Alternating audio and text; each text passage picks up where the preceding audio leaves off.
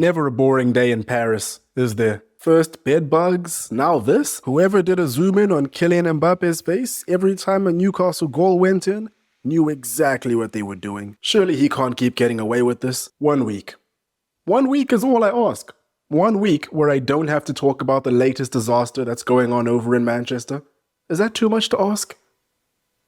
I guess it is. Match day 2 of the Champions League group stages. You guys already know the deal. We're gonna go into the matches that I watched and that stood out to me the most, even though some of them were tough to watch.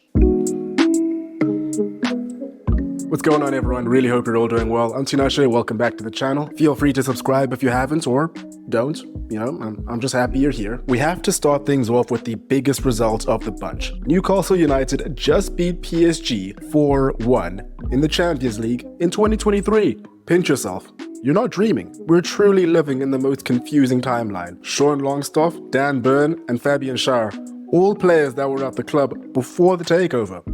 Now that is massive. Some huge questions need to be asked of PSG's work rate in this one. I think that Luis Enrique and his staff simply underestimated Newcastle going into this match. Zaire Emery and Ugarte stood absolutely no chance against Longstaff, Tonali and Guimaraes when the press was activated. The front four for PSG are all fantastic attackers, but none of them thought that it was necessary to track back or offer anything remotely close to defensive support. Captain Marquinhos had a real nightmare all night, starting with him giving the ball away for the first goal. The rest of them didn't exactly shower themselves in glory. Thumbs down for them. Newcastle, however, deserve a thumbs up. Make no mistake, this was calculated. 26% possession for them looks damning. But the point was to break at pace, and their attacking output when compared to PSG's shows that this plan worked wonders. Dortmund and Milan played to a 0-0 draw, meaning that Newcastle currently tops Group F. Who saw that coming?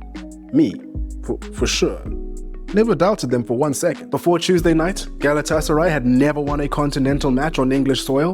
By the end of that match, history had been made. Fergie would be proud. Listen, there's nothing that I can say about Manchester United at this point that you haven't already said or that I haven't already said over the past couple of weeks. So there's no point in me going into things like how confused they all look when teams break at them at pace. I'm not going to go into how dangerous they are at times and then how passive they are like 10 seconds later. Look at the first goal. Rashford and Højlund combined so well here. On that note, I'm not even going to go into how mentally fragile they are when they concede a goal against the run of play or after they've just scored a goal. For the love of God, they took the lead twice in this match and couldn't hold on to it for more than 6 minutes.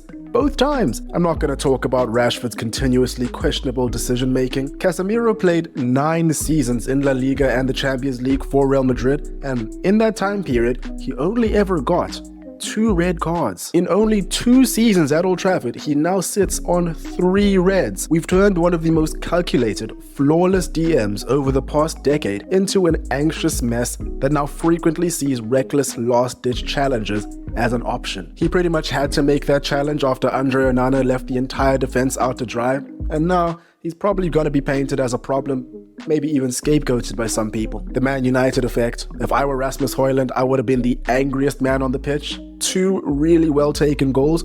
Almost 3, if not for a marginal offsides. Dude looks so disappointed with his life decisions. Read the other day that this is Man United's worst start to a domestic season since 1986. 6 losses out of 10. Galatasaray, on the other hand, what a night for them. Mauro Icardi tried his best to ruin the night by missing a pen. There were a few mistakes by them that United really should have capitalized on, but they didn't, and that's how things go.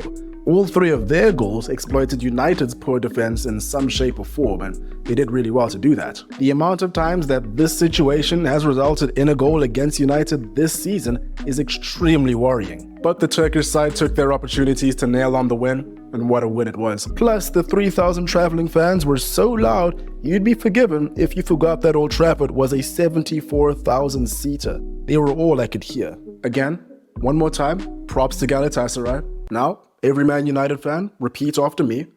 We'll come right. We'll come right. The Italian champions hosted Real Madrid in the biggest clash of Group C, and this match did not disappoint. I don't care what anybody says. Jude Bellingham is the best signing of the summer, and it's not even close. Okay, I said that with a bit too much authority. I haven't been tracking every single summer signing, so I'm not too sure if it's true, but I'm sure it's close. I'm sure it's close, all right? He's been really good. Every game, time after time, he comes up with the goods. Can he keep getting away with this? 9 games in, he's already scored 9 goals and made 3 assists. A goal and an assist came from this very match. That second goal was really something special. Picks up the ball at the halfway line and forces his way through the crowd before side-footing it in. He's too good. Despite that, the game was ultimately decided by another Madrid player. Fede Valverde, who only scores bangers by the way, decided that it was his time to shine yet again. Kind of.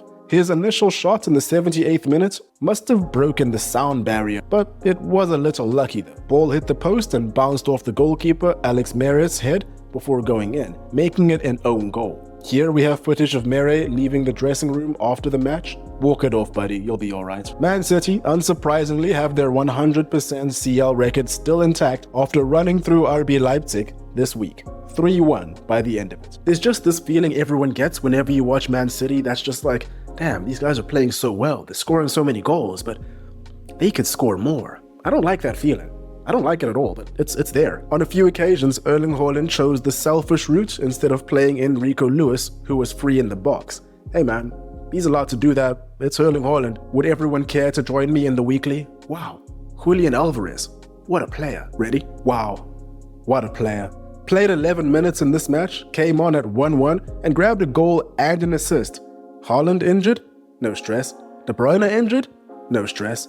It's not fair. City didn't come into this match in the best of form, 2 straight losses on the bounce in different competitions, but this weekend against Arsenal will be the true test to see how much they really miss Kevin De Bruyne. Speaking of Arsenal, they fell victim to Lens.